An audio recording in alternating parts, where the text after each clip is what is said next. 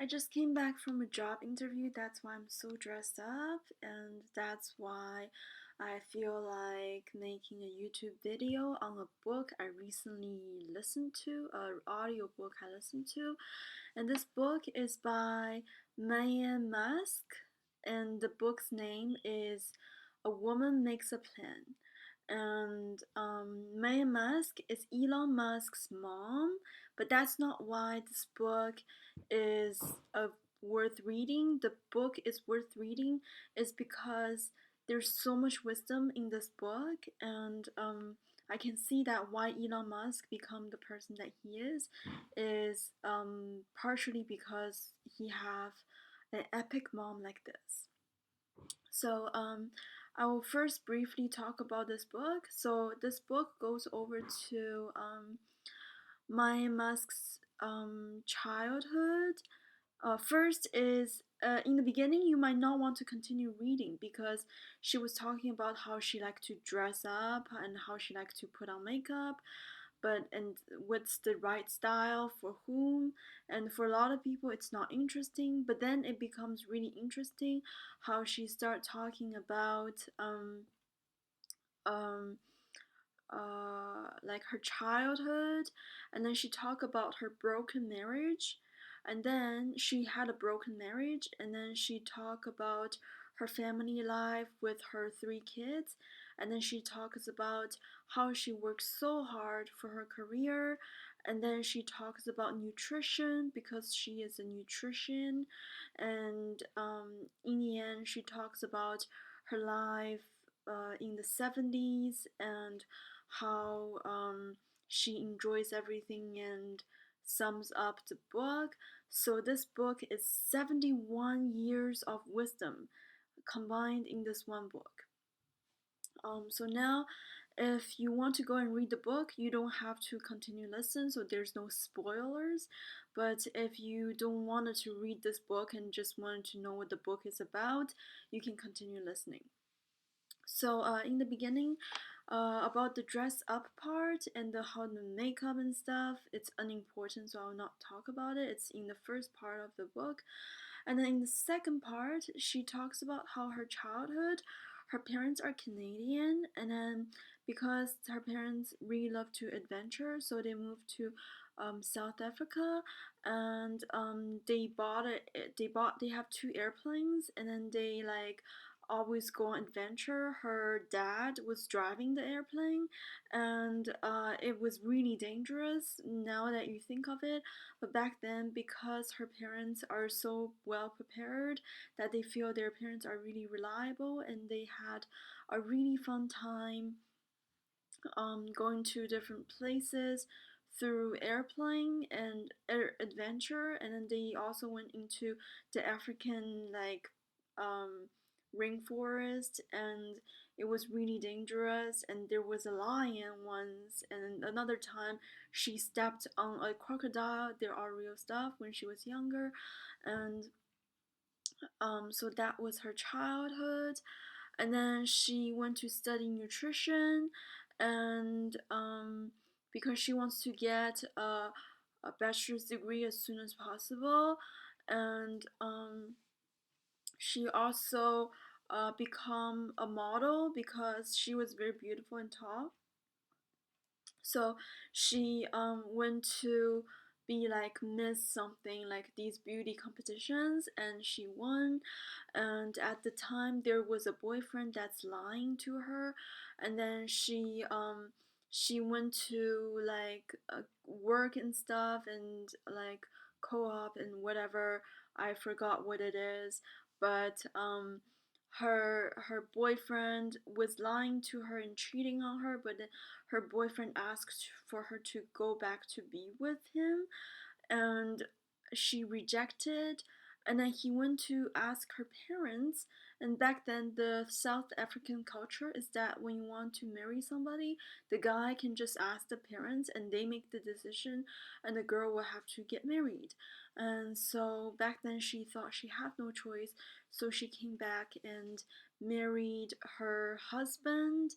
And her husband, after their um Elon Musk was was born, like was pregnant, he started abusing her.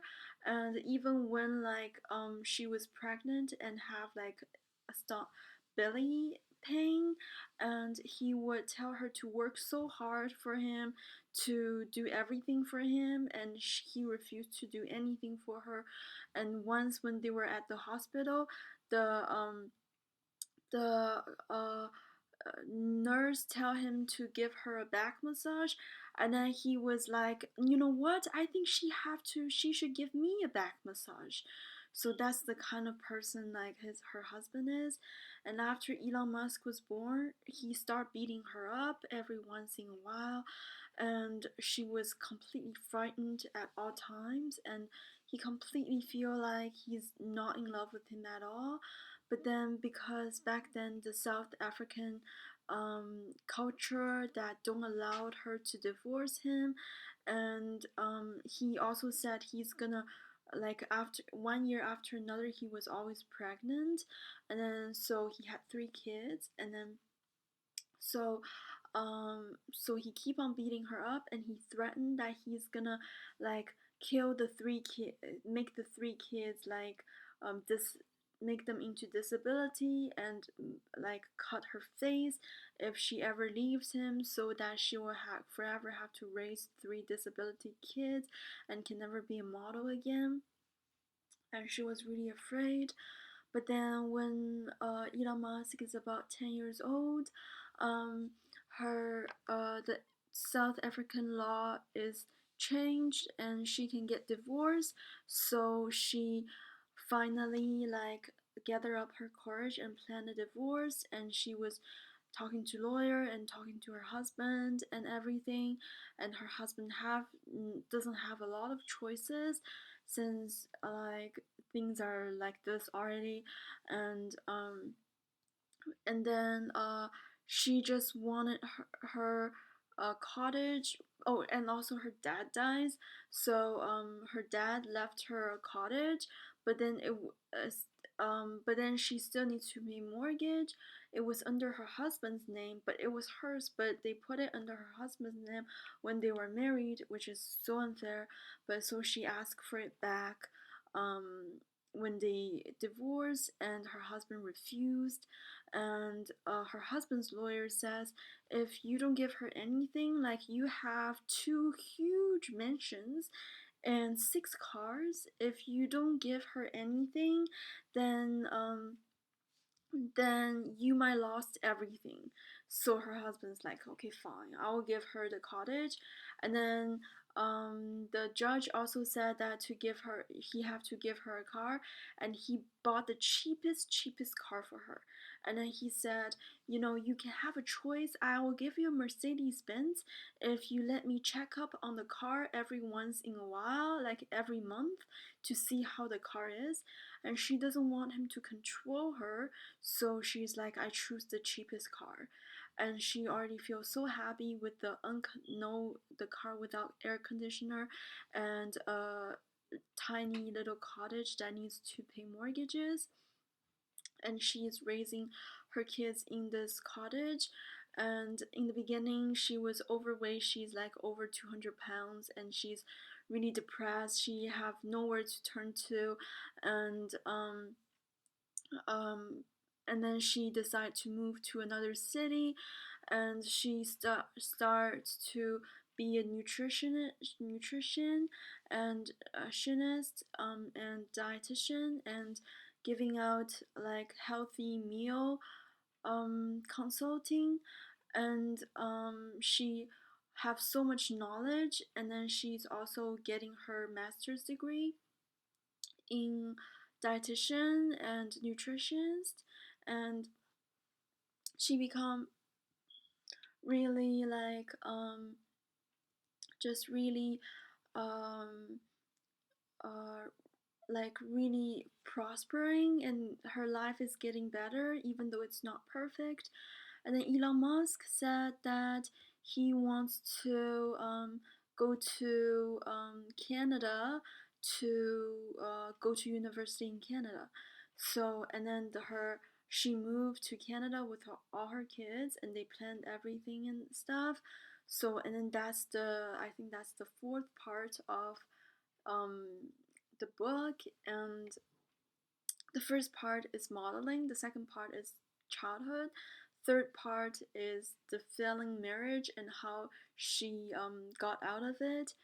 And then the fourth part is that she went to Canada and she have to start all over again. She have absolutely nothing because South Africa don't allow her to take stuff to to her property, her money to Canada, so she would have to start all over. And they were so poor, but then she was really happy. She eats really healthy with her kids. She works so hard.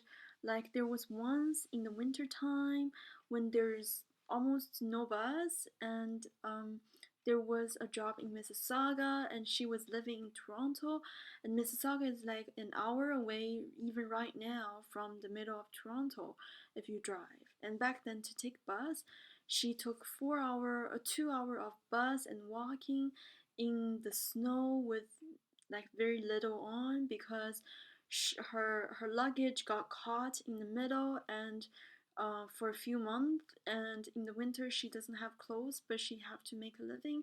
So she walked and took bus and she was freezing, and then they just to take a photo and get like a little bit of money, and she worked so hard. And her dietitian career have to start all over again, and everything is so difficult.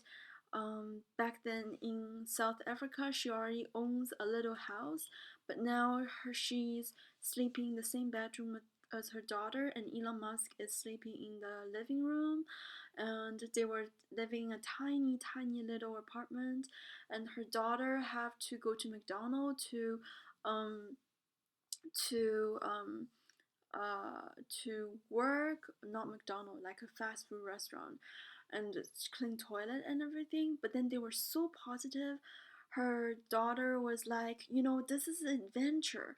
And soon she got promoted, and soon she got a much better job in like 1 year, and she was paying the double than her job in the fast food market. And Elon Musk find a good university, and she seemed to like slowly she started to get more and more client for her dietitian job. And because in the beginning no doctor wants to recommend her any um, clients, so she have to go to each clinic to ask these doctors to give her clients and say, just give them a try.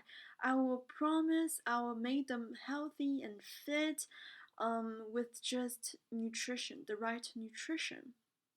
So in the beginning, the doctor gave her a few with like feeling skeptical, and they are her clients is successfully able to feel much more energized and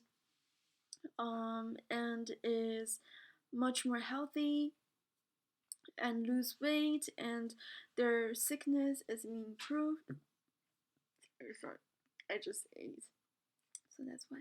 Okay, and so everything is getting better and better, and her kids all went to the USA to for their career, and she decided to move to New York because she feel New York is so lively when her life is just becoming like just not interesting.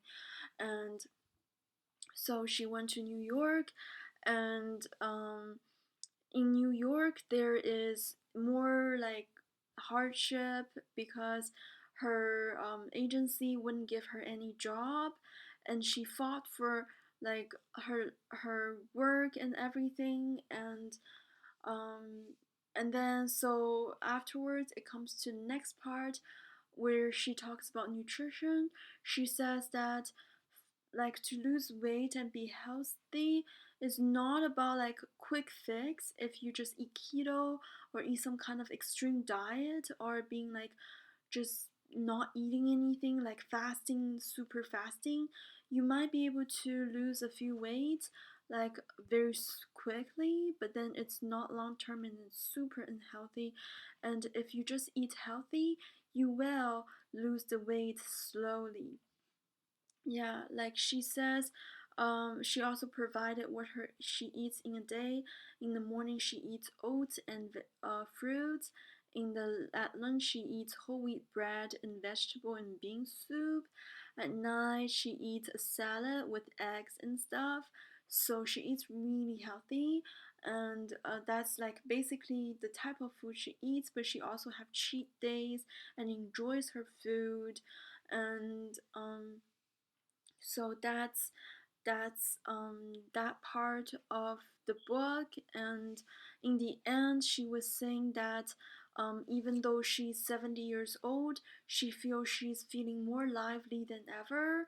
Her life in the 20s is like a nightmare with her husband, and then in the 30s she's struggling to feed her th- three kids, and in her 40s she's struggling to start her career again in Canada, and in her 50s she's struggling to have her career again in the New York, and now in her 70s, like her like um, the makeup company and the fashion company, which is I don't know what it is, because I listened to the audiobook in Chinese, so I don't know what it is in English. I think it's Max. I guess it's Max or something like that. Something very big, and held a birthday party for her when she was 70 years old. And Elon Musk held a birthday party for her as well. And her like photos throughout her life stages is playing on the big screen. They're professional dancers and DJ, and their yummy ice creams and food and desserts, and everybody's talking, all her close family and friends, and even her friends in elementary school come to attend, and everybody had a good time, and she feels it's a bright new beginning. Like also she talks about being single as well. This part I forgot to mention. She said that she never was so successful in romance, but she figured out that if you are being with somebody and you feel you are even better, you feel happier when you're alone, then you might as well not be with this person. If being with this person, being around this person makes you feel that you're happier than being alone, then you can be with this person. This is just for yourself to feel good. I mean, if you already feel bad to be with this person, then to be alone, then you might as well be alone, right?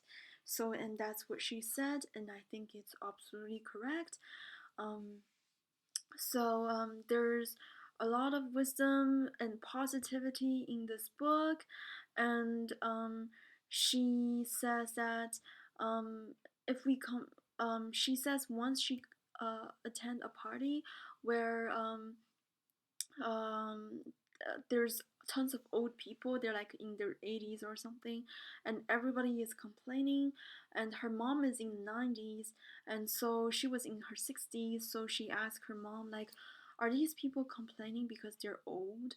And her mom's like, "No, they're complaining when they're young as well. They're just continue to complaining when they get old." So she says, "If you want to stop complaining now. Because if you complain now, you will continue to complain when you're old and you'll die complaining. So if you want to prosper and live a happy life, stop complaining all the time. You can feel bad when you're going through a tough time, but plan ahead, make yourself a strategic plan to make your life better and make your life worth it." So that's what the book is about. It's 71 years of wisdom in one book. I highly recommend you read it. And I'm Chinese, so I listen to the Chinese translation of the audiobook. I'll put the link of the audiobook in the description below. I will also put the name of the book in the description below. If you're Chinese, you can listen to the audiobook on YouTube in the link when you're driving. If you're not Chinese, then you can just search up on this book, and if you're interested, and you can read it.